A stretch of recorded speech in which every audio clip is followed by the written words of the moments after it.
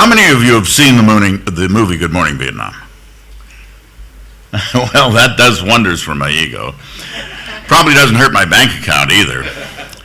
But it's been an interesting experience over the last 20 years or so, because of the ubiquity of the film on late night television. My 15 minutes of fame has stretched out over more than 20 years.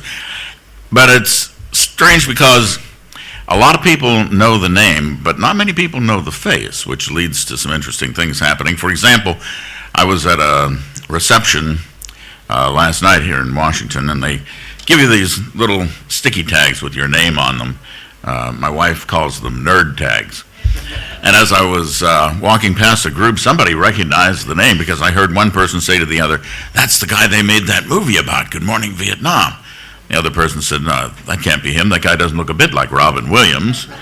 And if that wasn't bad enough, another person said, "Well, of course not. That's Judge Bork." But the fame is starting to fade just a little bit, and I was made aware of that a couple of months ago when I was having lunch with a friend who works at the executive office, the Eisenhower Executive Office building next to the White House. And I went in around noontime. I walked up to the guard sitting at the desk, and I said, "Would you please tell Mr. So-and-so I'm here?" And he said, "Yes, sir, how do you spell your last name?" And I read it, I said it to him, and he typed it into the computer and looked at the screen and said, "Adrian." I said, "Yes." He said, "The Adrian Cronauer?" And I said, "Yes." And he said, "You mean from Dead Poets Society?" Well, it could have been worse. He could have said Mrs. Doubtfire. So. But having had this notoriety over the past number of years, I've learned that there are a lot of things people always want to know about. And the number one question is always, how much of that movie was real? Well, those of you who have been in the military know, if I had done half the stuff that Robin Williams did in that movie, I'd still be in Leavenworth this morning instead of Washington. There's a lot of Hollywood exaggeration and outright imagination. To go through a quick listing, let's see. Yes, I was a disc jockey in Vietnam. I think, anything else? Oh yes, I did teach English during my off-duty time. No, I did not teach my class how to swear and use New York street slang. And no, I was not teaching because I was trying to meet this particularly beautiful Vietnamese girl. At least not one particular beautiful Vietnamese girl. I was not in a Jeep that was hit by a landmine. I did not get lost in the jungle trying to avoid the Viet Cong. I was not thrown out of Vietnam. I stayed for my full one-year tour and was honorably discharged, thank you. None of the characters in the film are based on actual people for legal reasons, like invasion of privacy and slander. On the other hand, if you name any character in the film, I could think of a half a dozen people that I knew during my 4 years in the Air Force, and you probably could too. Let's see, anything else? I did start each program by yelling, "Good morning, Vietnam." And I found out when I went out into the field to do interviews that it was not unknown on a particularly bad day that I would yell, "Good morning, Vietnam." And some of the troops would turn to their radios and yell the GI equivalent of, "Get stuffed, Cronauer."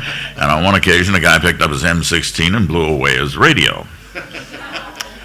But that shout continued after I left. The fellow who took over the morning show from me, an Army specialist by the name of Kramer Hawes, he kept the same format and the same sign-on, and it became a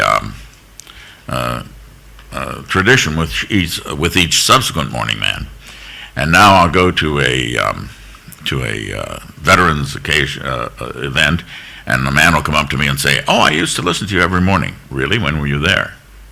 "Oh, I was there in 65 and 70, or I was there in 69 and 70. Well, see, I was there in 65, 66. But what they remember hearing is that "Good morning, Vietnam." And there's one other thing that people always want to know, about one or two other things. First of all, they want to know, what is Robin really like?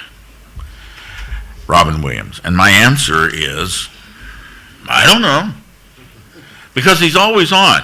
You walk up to him and and say hello, and he starts doing a routine for you. Now, I'm a lawyer, not a shrink, so what do I know? But it is my layman's analysis that he's really a very shy, bashful, introverted person.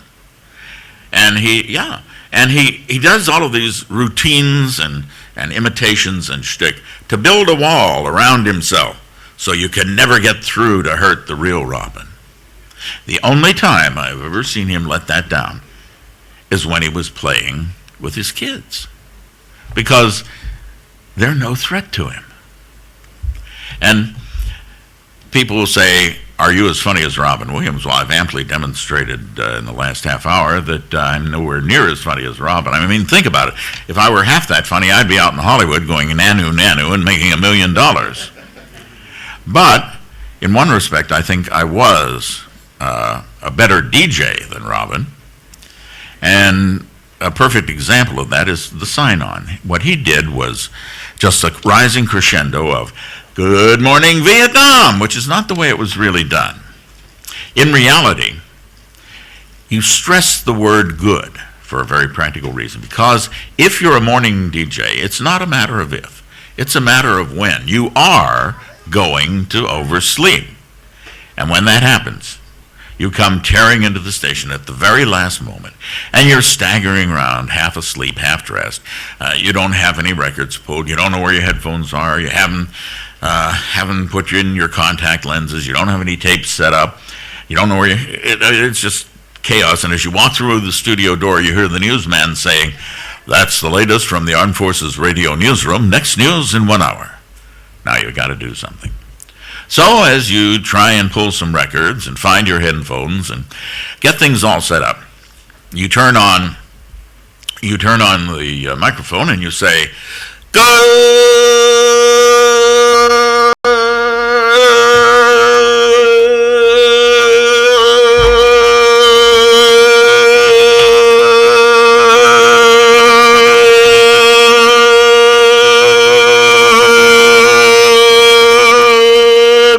Vietnam.